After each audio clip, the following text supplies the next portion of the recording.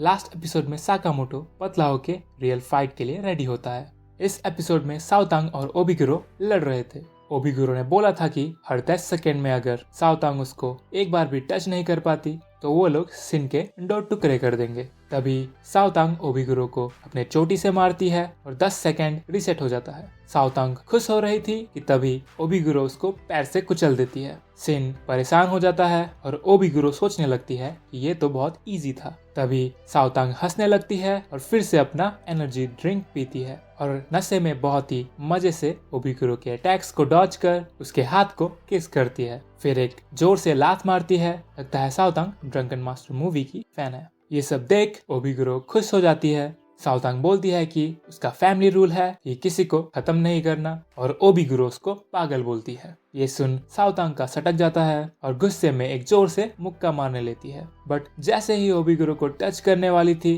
उसका नशा उतर जाता है। फिर पूछती है कि ओबिगुरो कौन है और सिन उस हालत में क्यों है। ये देख ओबिगुरो बोलती है कि उसको स्ट्रॉन्ग लोग पसंद है और साओतांग के गले लगती है। सीन शिफ्ट होता है और साकामोटो को बॉयल्ड का नाम याद आता है। बॉयल्ड बोलता है कि भले ही वो पतला हो गया हो बट वो अभी भी कुछ नहीं कर पाएगा। साकामोटो तुरंत बॉयल्ड के पास टेलीपोर्ट हो जाता है और एक पंच मारता है। ये लोग वाल तोड़ भूतिया घर से बाहर निकल जाते हैं। फिर साकामोटो बॉयल्ड को एक के बाद एक पंचेस मारता है। बॉयल्ड को भी गुस्सा आ जाता है और फिर दोनों का पंच एक दूसरे से टकराता है। बट साकामोटो का पंच ज्यादा स्ट्रॉन्ग था और बॉयल्ड का आरडीपी टूट जाता है। बॉयल्ड उसके ऊपर एसबीबी फेंकता है और साकामोटो एसबीबी को पकड़ लेता है और उल्टा बॉयल्ड के ऊपर फेंक देता है। फिर दौड़ के जाता है और एक सुपर स्ट्रॉन्ग स्लो मोशन पंच मारता है। दोनों उड़ के एक राइड में गिरते हैं। बॉयल्ड एक स्मोक करता है फिर बेहोश हो जाता है। सीन चेंज होता है। साकामोटो की फैमिली और टीम बेंच में सो रहे थे।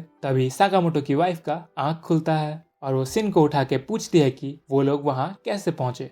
सिन पैनिक होके बोलता है कि वो लोग बहुत ही थक गए थे क्योंकि भूतिया घर बहुत ही डरावना था। फिर वो साकामोटो को ढूंढने चला जाता है। दूसरी तरफ साकामोटो और बॉयल्ड राइड से बाहर आते हैं और वहाँ की वर्कर्स उनसे पूछती है कि क्या हुआ। तो बॉयल्ड बोलता है कि मर्द से ऐसे सवाल नहीं पूछते बट वर्कर उनसे डैमेज का पैसा मांगती है। साकामोटो पॉर्क बन खरीद रहा था। तभी सिन वहां आ जाता है और साकामोटो को पतला देख हैरान हो जाता है। फिर साकामोटो का फोटो लेने लग जाता है। बॉयल्ड साकामोटो से पूछता है कि वो बाउंटी के बारे में क्या करेगा और बोलता है कि जब तक उसके ऊपर बाउंटी है टोंडेन काय उसको टारगेट करेंगे। तभी साकामोटो एक भूत देख लेता है। सामने उसकी वाइफ होती है और उससे बाउंटी के बारे में पूछती है। उसकी वाइफ तीनों को बैठा के उनका क्लास लेती है। फिर अच्छे से बाउंटी के बारे में पूछती है तो साकामोटो डर डर के बोलता है कि उसके ऊपर बाउंटी लगा है और इसी वजह से असासिन्स उनके पीछे पड़े हैं। उसकी वाइफ चौंक जाती है और उसको बोलती है कि उसने इतनी इम्पोर्टेंट बात उसको क्यों नहीं बताई।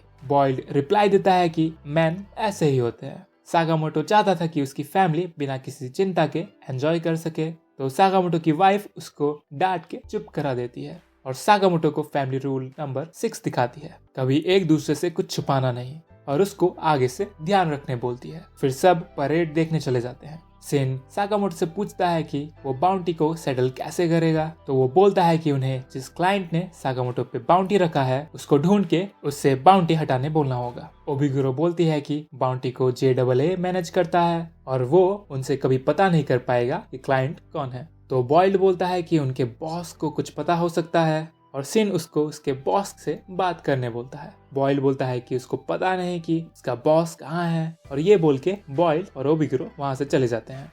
साकामोटो सिन को बोलता है कि वो एक बंदे को जानता है। सीन चेंज होता है और साकामोटो एक ही दिन में फिर मोटा हो गया। साकामोटो बाकी दोनों को कहीं लेके जाता है। साकामोटो एक्सप्लेन करता है ये एक इंफॉर्मेशन रूम है और सारे इंफॉर्मेशन मूवी के फॉर्म में होता है। मूवी को देख साओतांग रोने लगती है और साकामोटो सो गया था। सीन शिफ्ट होता है एक दूसरे ग्रुप में जो खाना खा रहे थे और वहाँ नागुमो भी था। एक ह्यो नाम का बंदा नागुमो से पूछता है कि क्या वो हाल ही में साकामोटो से मिला था। नागुमो ऐसा दिखाता है कि उसको कुछ पता नहीं तो ह्यो उसको चाकू मारता है जिसको नागुमो अपने फॉर्क से रोक देता है। लंबे गोल्डन बाल वाले आदमी का नाम था सिसिबा और लड़की का नाम था ओसारागी। तभी एक बुढ़ा आदमी आता है इरिया जो JAA से है। इरिया उन चारों को ऑर्डर बोल के ग्रीट करता है। ह्यो पूछता है कि ऑर्डर के बाकी 4 लोग कहाँ हैं बट किसी को कुछ पता नहीं। एरिया उनको बोलता है कि कोई JAA के असासिन्स को टारगेट कर रहा है और वो ऑर्डर्स को रिक्वेस्ट करता है इस मामले में इन्वेस्टिगेट करने के लिए। साकामोटो डोंटेनकाई के हेडक्वार्टर पहुंच जाता है।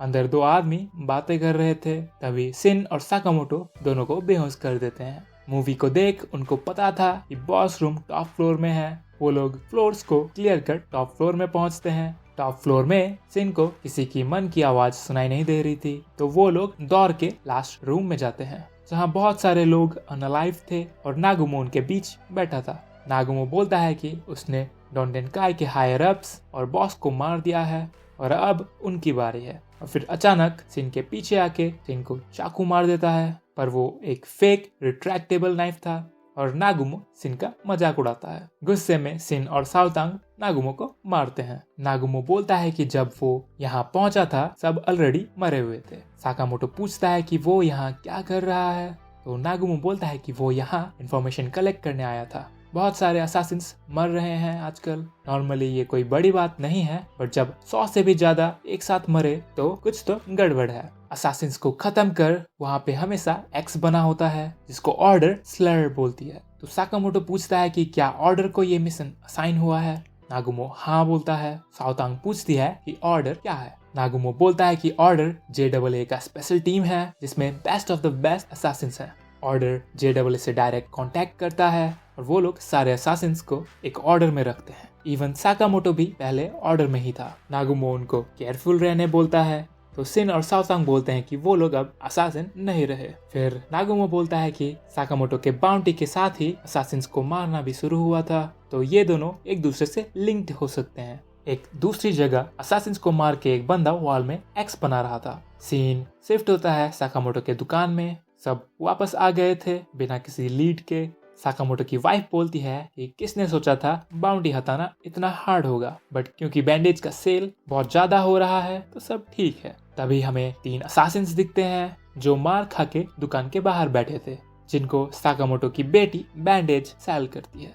साकामोटो एक फ्लैशबैक देखता है जहां नागुमो उसको बोलता है कि अगर वो बॉयल के साथ बराबरी में लड़ रहा था, इसका मतलब वो बहुत कमजोर हो चुका है इन 5 साल में। साकामोटो सिन को बोलता है कि अब ट्रेनिंग टाइम है और सिन ये सुन खुश हो जाता है। इन द एंड साकामोटो तुम लोग को लाइक एंड सब्सक्राइब करने बोलता है, वरना तुम लोग फिर पतला साकामोटो नहीं देख पाओगे।